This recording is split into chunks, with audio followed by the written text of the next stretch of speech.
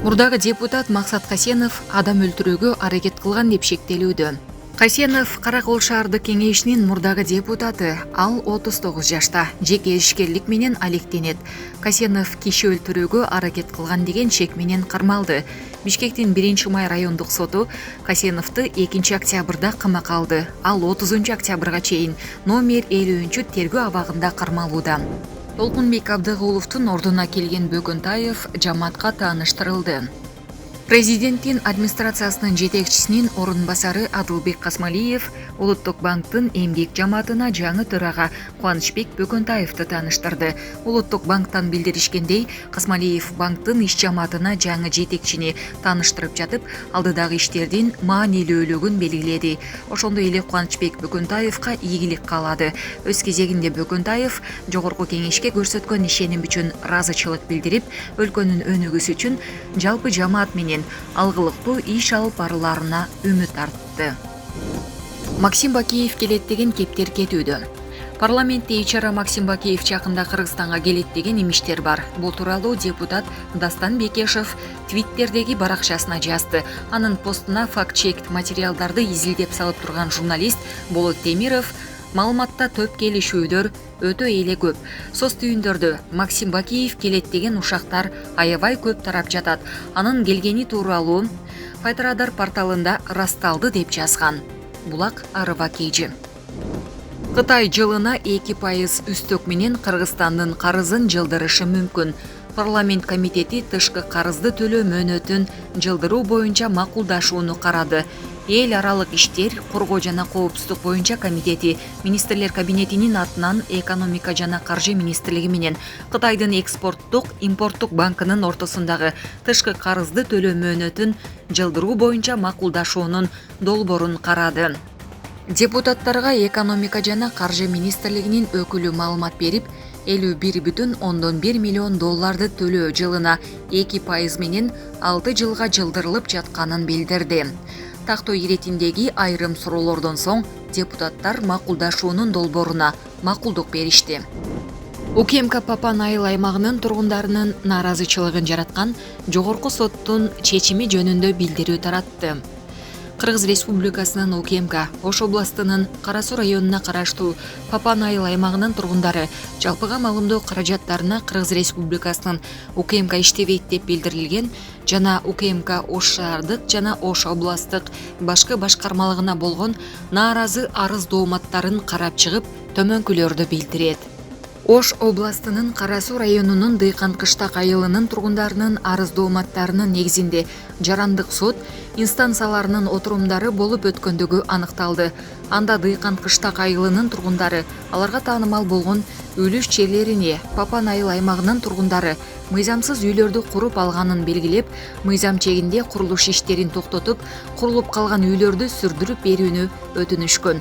Жогорку соттун 2021 жылдын 28 июнундагы чечимине ылайык мыйзамсыз курулуш деп табылып, сүрдүрүү иштери Кара Суу районунун сот аткаруучулар кызматына жүктөлгөн. Муну менен катар, буга чейин мыйзамсыз курулуш иштерин жүргүзүп жаткан Папа Найыл аймагынын тургундарына үлүш жер ээлери жана жергиликтүү бийлик өкүлдөрү тарабынан бир нече ирет курулуш иштерин токтотуу боюнча эскертилген. 2021 жылдын 28 сентябрь күнү сот аткаруучулар баштаган комиссия тарабынан аталган жерде курулуп бүткөн мыйзамсыз 14 үйдүн 2 үйү сүрдүрүлгөн. Аталган чечим жарандык тартипте каралган соттук чечим болуп саналат жана бул чечимге Кыргыз Республикасынын мамлекеттик улуттук коопсуздук комитети жана жетекчилигинин эч кандай тиешеси жок. Булак Саясат Кейжи. Саламатсыздарбы, урматтуу аталар, апалар, эжелер. Доброе утро, уважаемые наши дедушки, бабушки. Сиздерди бүгүн дагы бир жолу ушул көрүп отурганыма абдан кубанычтамын. Сиздерге биз таазим кылабыз. Чындыгында эжек айткандай, мен сиздердин уулуңуздар эле болуп калдым. Анткени жазында келгенде дагы сиздер менен баарлашып, ушул имаратта өзүмө кандай бир жакшы таасирлерди алып кеттим элем, жакшы энергияларды алып кеттим элем сиздер менен. Ошондуктан бүгүн сиздерди атайын ушул өлкө башчыбыздын атынан, Садыр Кожоевичтин атынан өзүбүздүн атыбыздан ушул эл аралык каарылар күнү менен чын жүрөктөн сиздерди куттуктаймын. Чындыгында сиздер ушул жерде отурган аталар, апалар абдан Кыргызстанга салым кошкон, ар тармакта иштеген биздин сыймыктуу адамдарыбызсыздар. Бизде эзелтен кайсы гана дин болбосун, кайсы гана эл болбосун, эң биринчи ушул жараткан Кудай өзүн айтса, андан кийин сөзсүз ата энени айтат. Анткени баарыбыз ушул дүйнөгө ата эне аркылуу жаралганбыз. Биз ата энелерди сыйлашыбыз керек. Мунсуз болбойт. Кайсы гана китепти окубасак, ушул сөзсүз ата эне жөнүндө айтылат. Ыйык китептердин баарында дагы ата энеңерди сыйлагыла, ата энеңерди кадырлагыла. Анткени ар бир адам төрөлөт, ошол эле мезгилде бир өмүрү өтүп карыйт, улгаят. Ошон үчүн биз сиздерди сыйлашыбыз керек. Бүгүн ушул бир аз болсо да ушул сиздердин көңүлүңүздөрдү көтөрүп коелук деп, ушул сиздер менен бирге чай ичелик деп келип отурабыз. Мен ушул учурдан пайдаланып, ар бир кыргызстандык жаштарга кайрылып кетемин. Эгерде алыс жакта болсоңуздар, ата энеңиздерди телефон аркылуу кайрылып сурап коюңуздар ал акыбалын. Эгерде жакын болсоңуздар, ата энеңиздердин жанына келип, бир кучактап, жытын жыттап койсоңуздар, бул Кудайга жаккан иш деп ойлоймун. Ал эми ушул жерде отурган биздин ата энелерибиздин жакындарына да кайрылып кетемин. Эгерде мүмкүнчүлүк болсо, бир келип ушул ата энеңиздерден кабар алып койсоңуздар, бүгүн өзгөчө күн. Ошондуктан дагы бир жолу мен сиздерге бекем ден соолук каалаймын, узак өмүр каалаймын. Тилекке каршы негизи мындай үйлөр өзү болбош керек. Бир аз толкунданып турамын. Ошон үчүн урматтуу ата энелер, сиздер эч камсанабаңыздар. Мамлекет дайым сиздердин камкордугуңуздарды көрө берет, социалдык жактан да жардам берет. Ошон үчүн сиздердин кандай гана маселе болсо, биз ушул чечүүгө даярбыз. Уважаемые родители, еще раз поздравляю всех Международным днем пожилых людей. Желаю всем крепкого здоровья.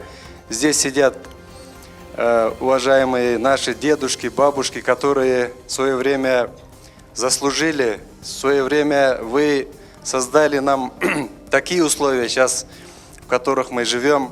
Поэтому я, пользуясь случаем, призываю всех наших сограждан, которые знают вас, которые близки к вам, сегодня прийти сюда, посетить, поздравить вас.